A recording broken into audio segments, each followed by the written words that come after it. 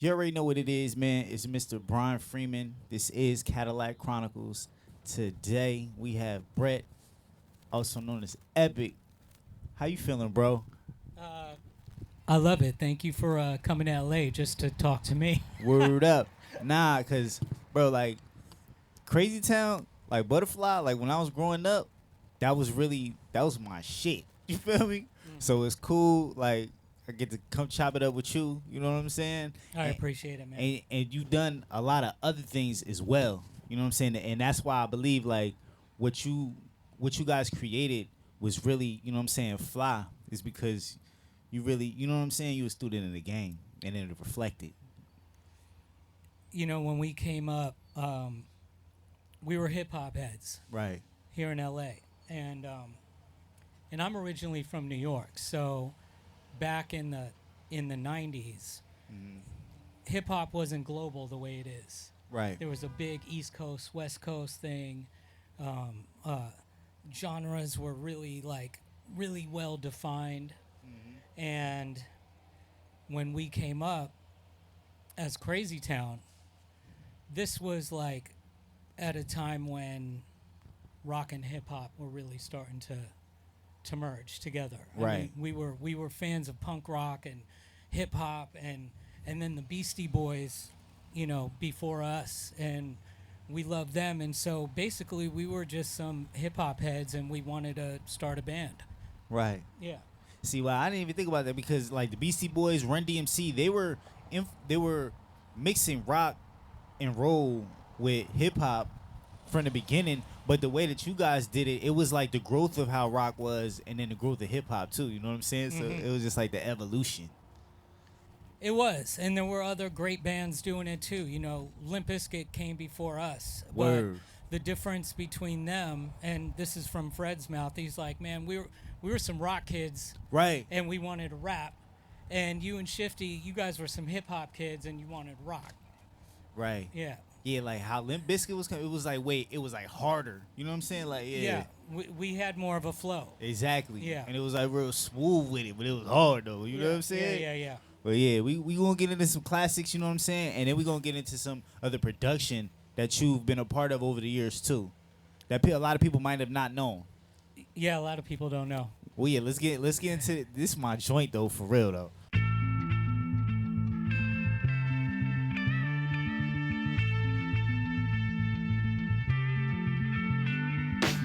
Come my lady, come my lady, you're my butterfly, sugar baby.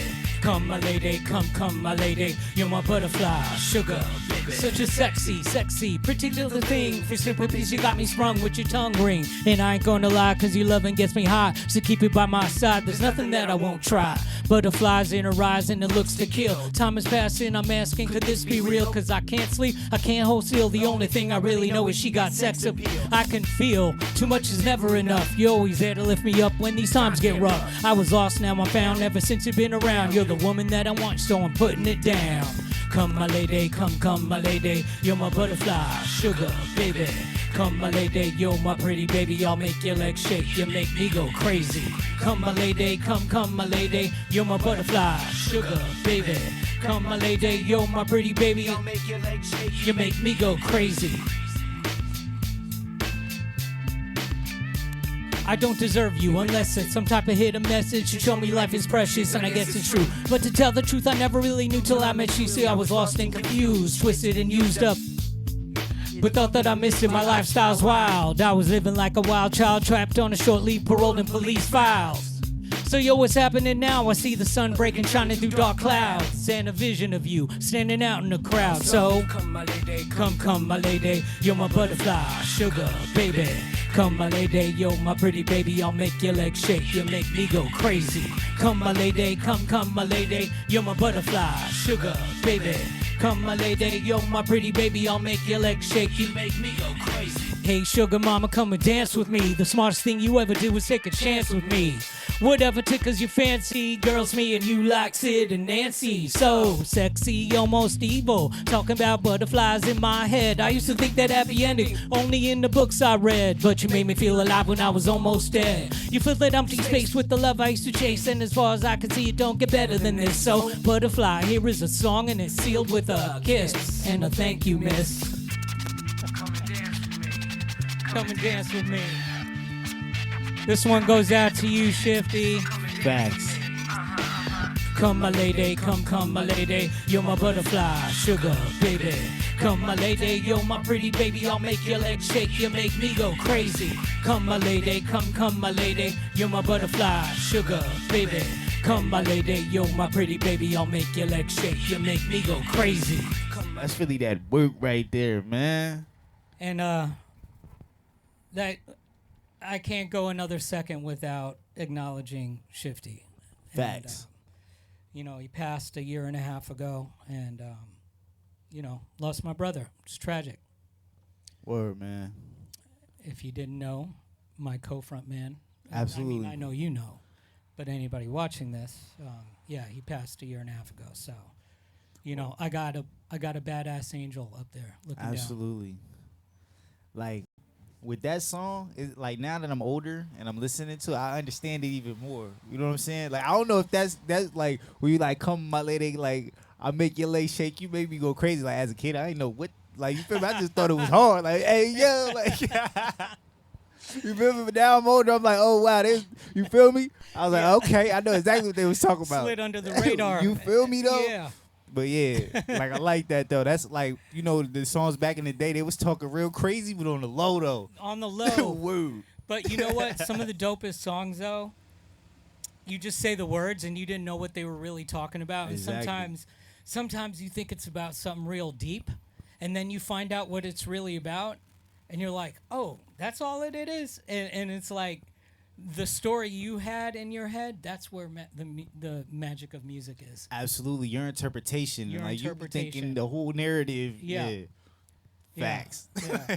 Facts. So, man. I mean, you know, at the end of the day, it's, you know, that was a feel-good song. It was one of the last songs we did on the record.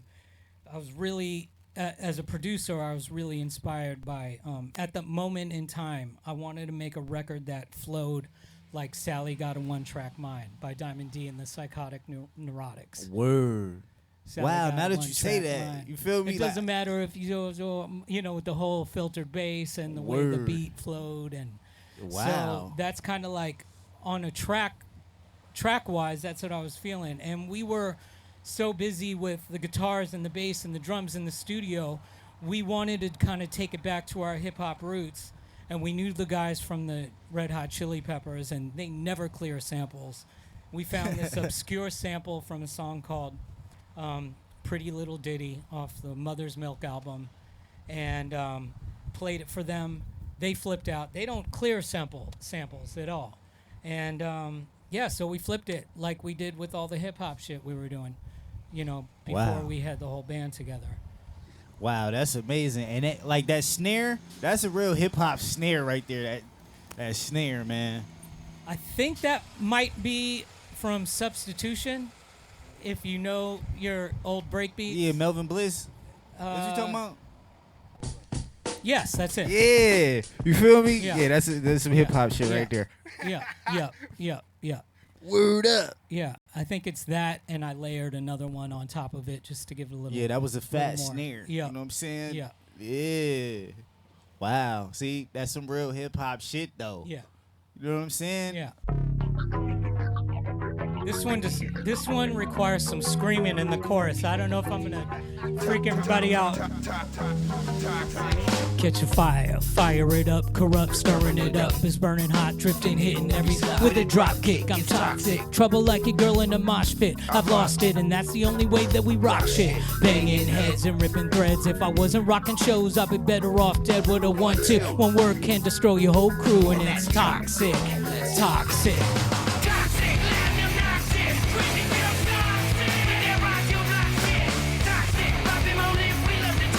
Rocking your block with that straight out the box shit. Toxic, loud and obnoxious. Crazy town toxic with that rock your block shit.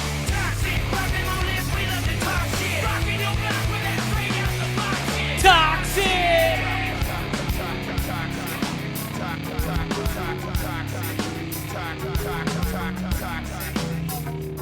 A Buddha ballistic, blacklisted twist of fate. My vocals fatal as 90 blocking. I thought I'd wait till the timing was right to ignite. Cause people like me, we only come out at night. And party with fine bitches, which is a dirty job, but somebody's got to do it. So who's the crew with? More hoes and vivid, lyrics explicit. So fuck the critics, we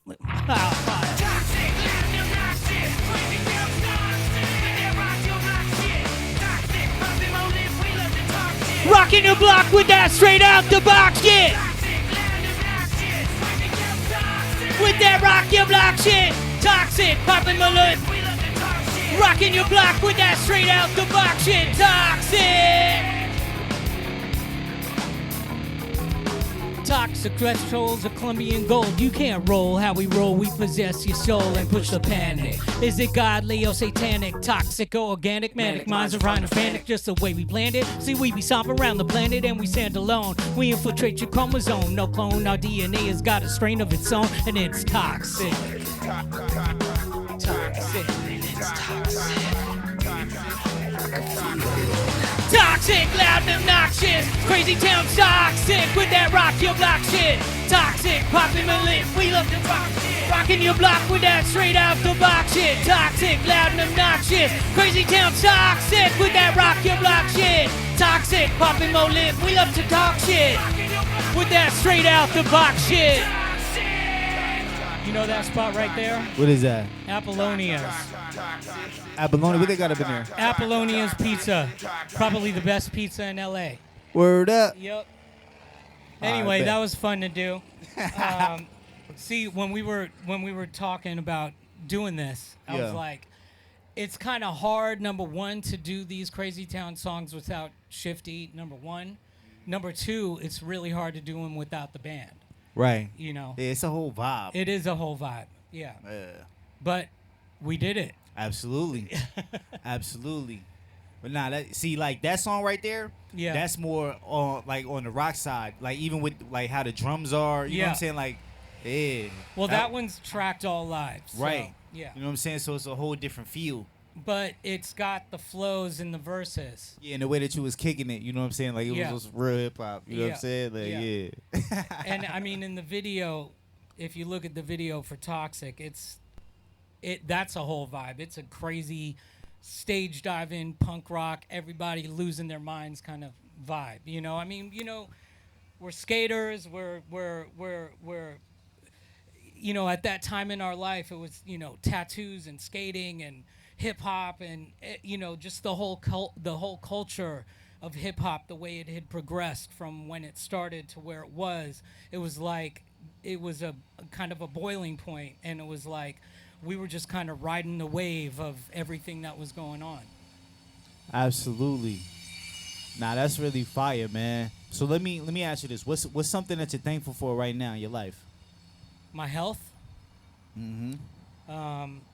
A roof over my head. I see my gratitudes. I keep real simple, because number one, without your health, you don't have anything. Right. And my wife and I were just talking about that last night. Mm-hmm. And you know, after those things, having a roof over your head, having your health, after that, it's about, you know, the opportunities but you know, your health and your family and your friendships and those things that really matter the most, that has to be first. And I try to practice gratitude on a daily basis, and sometimes even with making an actual list. It just seems like it's easy to take for granted the simple things that you should be thankful for. Absolutely, because they're always there. You know what I'm saying? You don't even think about it. They're always there, yeah. But anybody who knows, who's had a health scare or you get sick, you know, we have those relationships with our higher power. We get really sick. It's like, or you drink too much. You be praying, please God, I'll never do it again. I'll never do it again. You know, and it's like, you know, you just, when you're feeling good or when it's a beautiful day like this in LA, it's like, thank you. I love this. I'm grateful for today. I'm grateful to be sitting here with you right now. I'm really thankful that at this point in my life, it's like we get to chop it up the way we do, you know. But I don't get to appreciate that until I wake up this morning and appreciate and grateful for my wife next to me and my son and my mom and dad and having a roof over my head and the basics. Absolutely. Yeah. Oh, that's fire, man. I want to get into to some of these songs that, you know what I'm saying, that you were a part of that is really fire.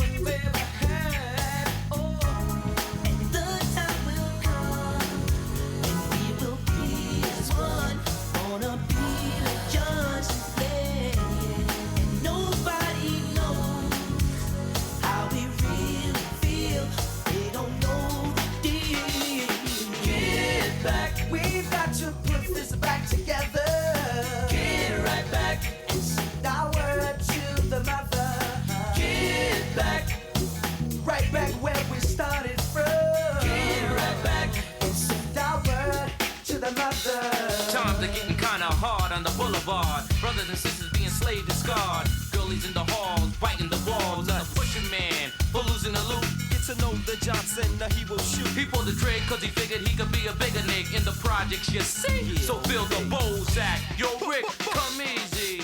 We are one, breaking new. So how did you link with New Edition and Bell Biv DeVoe? How you link with them? So in high school, well, first of all, my high school, Taft High School in Woodland Hills, we won a concert, a big Kiss FM radio contest. Whatever high school sent in the most postcards got a concert on the football field by New Edition. Wow. But one day, my boy Jay Anderson of the legendary Anderson family, his father James was a renowned security for everybody from Michael Jackson to Boyz II Men and Mike Tyson. And so I met his son, JJ, at school one day. I'm on my scooter. He pulls up on his scooter, and he knows the New Edition guys. And he's like, "You're Epic?" He's like, "I've been hearing about you're a DJ." I said, "Yeah." So anyway, we met. I brought him to my house. I showed him some beats I was working on and shit like that. He's like, "You got to meet my boys," and he introduced me. Wow. Yeah.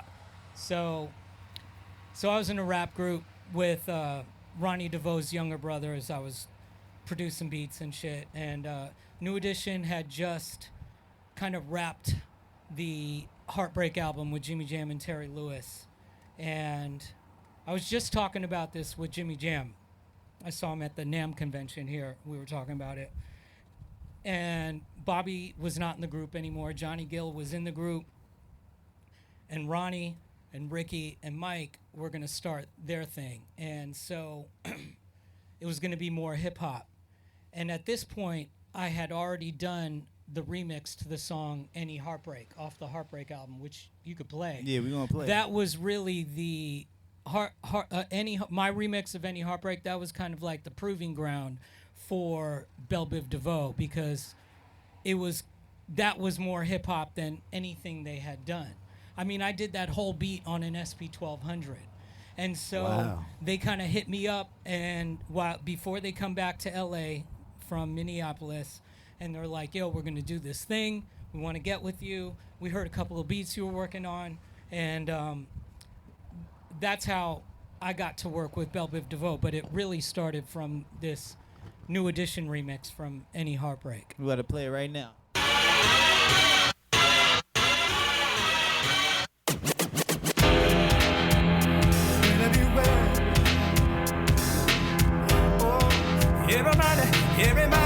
Everybody singing for me now. She got it going on, going on, going on. Get 'em raw, get 'em raw, get 'em. She got it going on, going on, going on. Get 'em raw, get 'em raw, get 'em. In the store, signing autographs at the mall. Next in line was a fly girl standing tall. Signed my name and said, give me a call, baby. You know, the girl screamed and faint, the daddy control. The bodyguard pulled this out the back door. I never saw her anymore. It was an instant heartbreak. She got it going on, going on, going on. Doing it with the R. She got it going on, going on, going on. Remember the video to this? I didn't even see the video to this. You gotta watch the video. Thought she was on the duty group. She said after the show, I'll be waiting for you. cool. After the show, she got in the car and was. Her dad was the driver of the limousine. I didn't know she was on the back. Was a young girl heartbreak. People think we don't get lonely when we're far away from home. Ralph. 20,000 people. That's the voice. Then they go home. We're alone. It's off to another city where everybody knows my name. But when I meet that perfect honey, is it me she wants or is it my face? So yeah, this is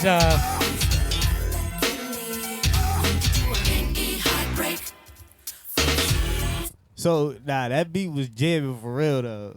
the video is classic, man. I can't believe you haven't seen it. You gotta. Word, I'm gonna check that out. Yeah. Wow. So that's what started the kind of my fortunate inclusion into the world of Belle Biv DeVoe. And then, I was playing live drums and shit, and then we did the Do Me Baby. That's me playing drums. I sampled myself. Oh, wow. And so in the 90s, I had a partner, production partner, Wolf. Mm-hmm. And we were called Wolf and Epic. And producers were not promoting themselves and marketing themselves the way they do now. Right. And remixes weren't what they are now. Mm-hmm. I know Puffy tried to say he invented the remix, but I kind of feel maybe I did. Okay. What we did with Belle Biv DeVoe remix-wise, nobody was really doing, because I was taking the track and I was flipping it completely. Mm-hmm. Most remixes back then, they would dabble a little bit, but it was really just to extend the song, and it was a different edit. But we were doing a whole new fucking track. And even on the remix to Do Me Baby, I wrote that rap and I put in, yo, Wolf and Epic, bring the instrumental, and I had to get our name out there. So Facts. And we were just flipping the tracks completely like they do now. But this was the genesis of how the remix, as we know it now, really came to be. Slow, sexy tempo, hey, grind to find that bodily flow. I got protection, now I need affection. Swing the booty in my direction. Back is hot, sweat is beating. Now that's what I needed. Pull my trigger, never could figure what makes you trigger when I get a little bigger. Touch right there, but So gentle, yo, Wolf and Epic, bring the instrumental. BBD style. BBD style.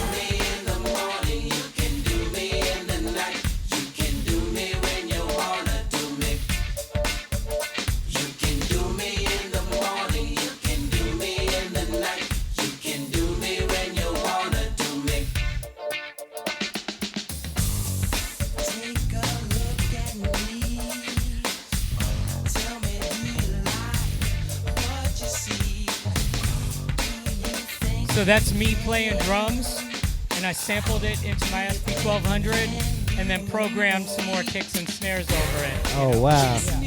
Live bass. Reggie McBride, classic bass player.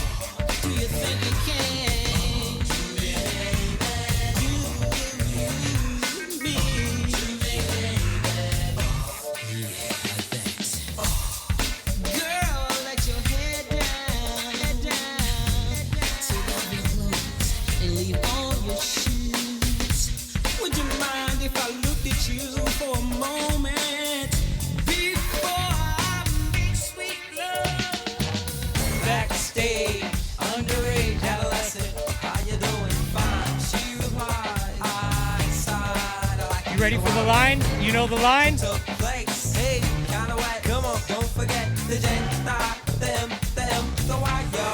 I need a body bag.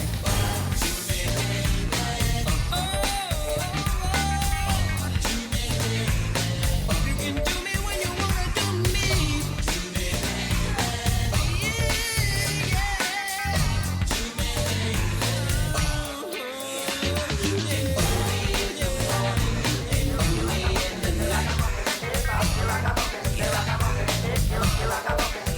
So they did the video to this version like this. Really? Yeah, I didn't write this song. I came in and did the remix, and they do the video to this one. But see, I understand like what you're telling me now. I understand because it's like this is like a real transition to like way harder, and Yeah. it's like remixing the song. It's like all right, the fans they already know this R&B side. You know what I'm saying? But now we're gonna smack them with something that's We're gonna is more- smack it up, flip it, rub it right, down. but they know what it is already, and they're already familiar with it. So it's like they're already gonna connect with it. But it's just more hip hop now. Yeah, but you know, BBD was already more hip hop compared to what they were. So they were already living in a new zone already. So the fact that we kind of,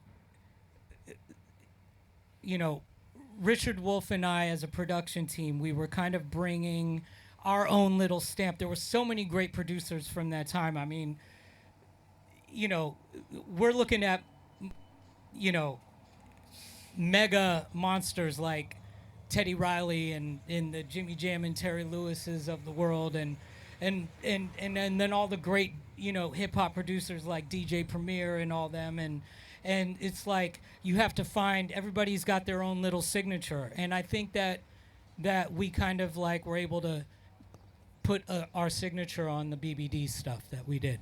Word up. Yeah. Well, yeah. Let's talk about Will.i.am and the Black Eyed Peas, man. So after Belle Biv DeVoe, and we had got to work with me as a producer and Wolf. We were working. We did shit for Prince and New Kids on the Block and Seal, and it was crazy. We were like the production team of the '90s, and so Dre had just left NWA and Ruthless Records, and Easy, rest in peace, started working with him, and I brought in a couple of groups.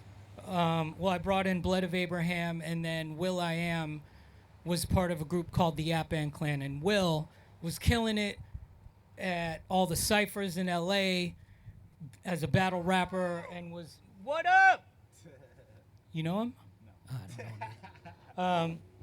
And so basically it came down to the fact that there was one day that they closed the door in a meeting, Easy and Jerry Heller, and they're like, what do you think? Should we sign the Ap Clan, which is what Black Eyed Peas were called before the Black Eyed Peas?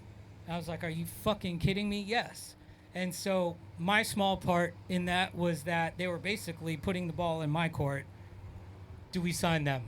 Absolutely. So me and DJ Motivate basically were tasked with producing that first record. And when I was in the studio with Will, one of the songs we were working on, I get on the mic to tell him how I was hearing the flow should go, and he starts laughing. And I'm like, what? Are you laughing at me? He's like, no, dude. You need to get out from behind the board and start your own group. I want to introduce you to my boy. I know him from the clubs, and he introduced me to Shifty, and that's how Crazy Town was started. Wow. Yeah. That's fire. Yeah. I think I gave you the record that happened on, actually. Which one is It was put on your Adidas.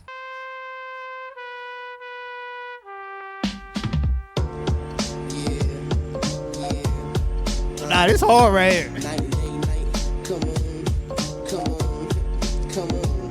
Hey, Mr. Walker, Mr. Smooth Talker, VW Stalker, honk your horn, cause Mr. B&T wants to put a trick in me, take me to record company so that we get my form, but to see my bus was crushed cause it was future shit, the one in the color wasn't a motive to produce some shit, and bring the hip hop cause we hip, you hop on the bandwagon, stop. I got the awkward, the aqua boogie, the masses attached cause we got lots of boogie, silly individuals will mock the boogie, but a bang bang boogie will up jump your boogie. You wasn't down when we wasn't who we are. Because of our glamour, we can hop in your car. Hey, why don't you put in your Adidas and step? You slept. Just put in your Adidas and step off. Put in your Adidas and step off. What year was this? This is probably You wasn't down when we was riding a bus. 94, 95. Is this like, it's real? It's like goes to like Tribe Called Quest, like that vibe. Like, Yeah. That's kind of what was happening, yeah. Word. Yeah. At Band Clan, ATBAN, a tribe beyond a nation. Hey. And that's Mookie Mook. And he's not in the group anymore, but we still see him and love him. He's around. But Taboo was there, and Apple Diap was there. And then they became the Black Eyed Peas and eventually inserted Fergie. And that became the Black Eyed Peas everybody knows now. Wow. Yeah. But this is the beginning. This is the genesis. That's crazy. That's a little interesting story. Is so like that vibe right there. It's like a cross between Tribe Called Quest and like Souls of Mischief, yo. That's the vibe that it gives me right there. That's what was happening. It's, you can go into any kind of like era of hip hop, and there's a common through line. And the native tongue movement, right. Kind of like conscious hip hop was happening, and then you had your gangster rap too, which was the funny thing about bringing Will and the Ap-An Clan over to Ruthless Records, because Ruthless Records had NWA and Michelle A and Mac 10 and Bone Thugs and Harmony, and it was just this whole kind of like West Coast gangster thing. And so the groups that I was bringing to the table that I was involved with was them and another group called Blood of Abraham, and it was kind of like a more kind of like conscious native tonguey kind of different vibe of hip hop, what was happening at the time. Word. Especially here in LA. Word.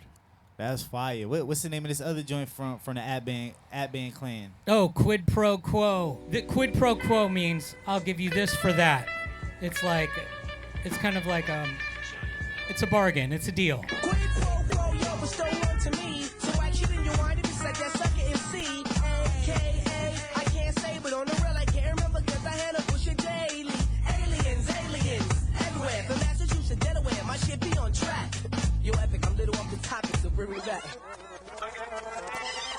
Quid pro quo, yo, was so on to me. Some valuables and I endorse you with the perfect D.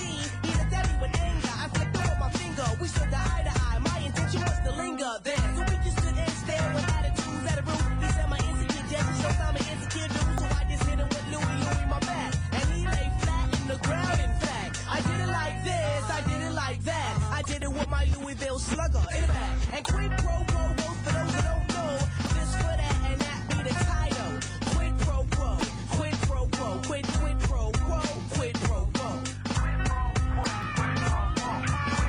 So, I mean, Will was the illest.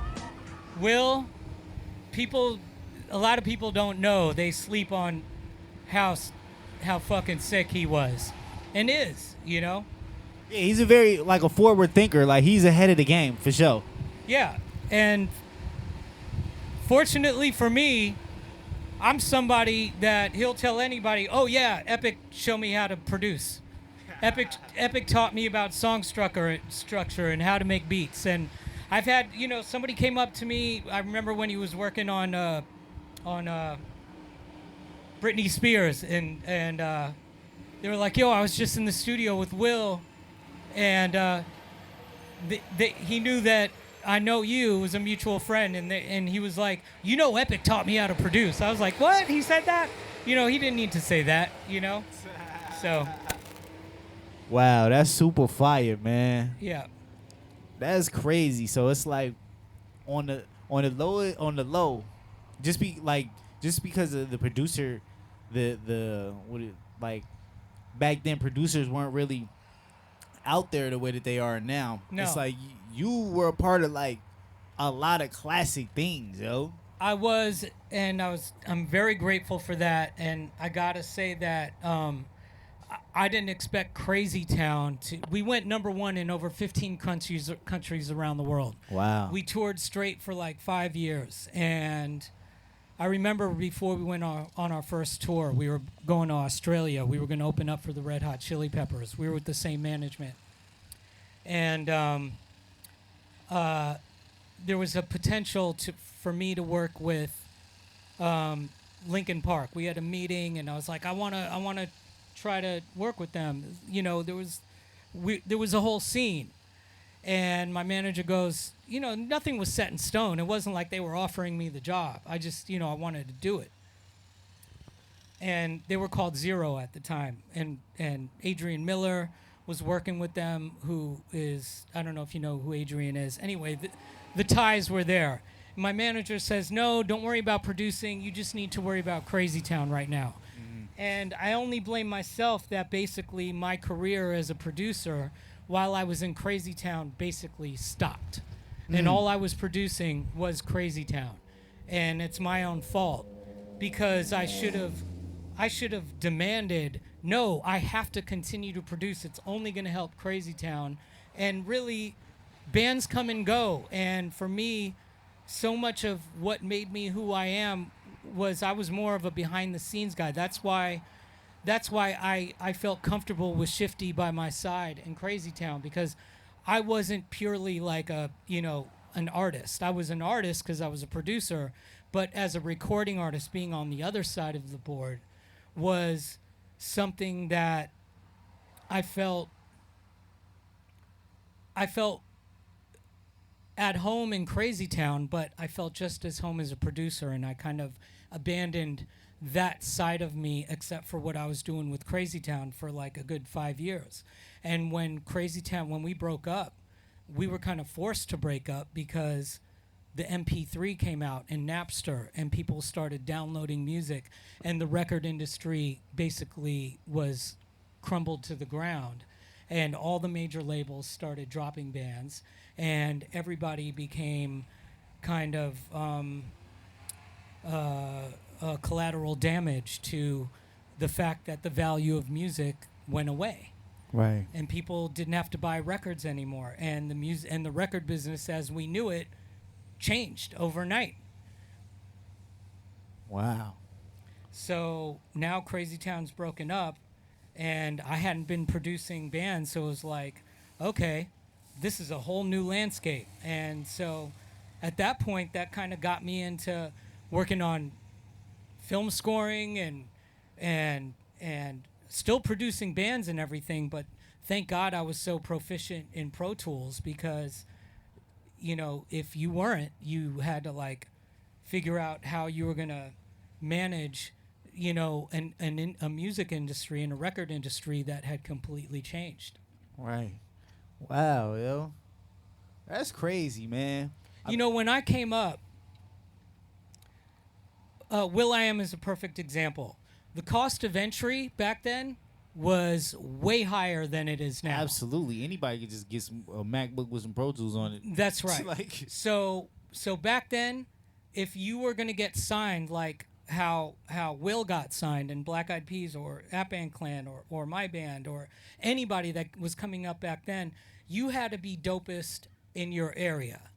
And then you had to find a producer, and then you had to find a studio, and you Right. needed money. right. You know, now the cost of entry, the kids nowadays, all you need is a crack of Fruity Loops, or you pay the $100, and you could do some shit in your basement and put it out, and it could be trash, and the Right. kids just flock to it, and then so it's it's a lot different. I think it's great because a lot more people can be creative, but the way it affects everything down the line is I'm not going to say it's worse or better. I don't want to say that. Right. It's definitely different. Yeah, it's way different because now, it's so much music coming out right now that it's low key hard to decipher between like what's fire and what's not. Yeah. Because a lot of the what's not gets pushed too. So it's like you think that this is hot, but it's really not compared to this over here. But you didn't even hear this over here because you're seeing all of this. You know, as restrictive as it was with the old record industry, with the gatekeepers, the A&R people at the major labels and everything, as fucked up in some ways as that was, it was actually good because there was a lot of filtering going on. Absolutely. And it's like, yeah, man, because it's like, I mean, art is subjective, you know what I'm saying? But it's Yeah. like it's like, man, this don't even need to be out right. It doesn't need to be out right now. Like, I don't know the exact. Well, Spotify is raping artists. yeah, absolutely. You know, the money you made as an artist from your record sales was already the lowest. Now it's in the basement. You know, but the a positive thing that's come from the way the record industry now is because back then you could be like waking up at 4:00 in the afternoon and be fucked up and just roll in and do a show. Now if you want to make it, you got to be on your marketing game. You got to wake up it's so early. many different jobs. that you So gotta many do. different jobs. You got to wear 10 different hats, and that really separates those that are really in it to win it from those that are just kind of half-assing it. Absolutely. That is a very, very valid point because because the barrier to entry is so low, like people they don't go the hardest because you don't have to go the hardest to get your music out like Yeah. that. But if you really just go hard and be consistent, then you will shine above everybody else that's not doing that. And what about this part? The part that kids are just glued to their phones Yeah. and they're not going out. It's like you used to go out to clubs, you would see hip hop shows. You would you weren't recording everything with your phone. facts. You were watching it. You were like in public. You were meeting people. Kids don't meet people anymore. Right. You know?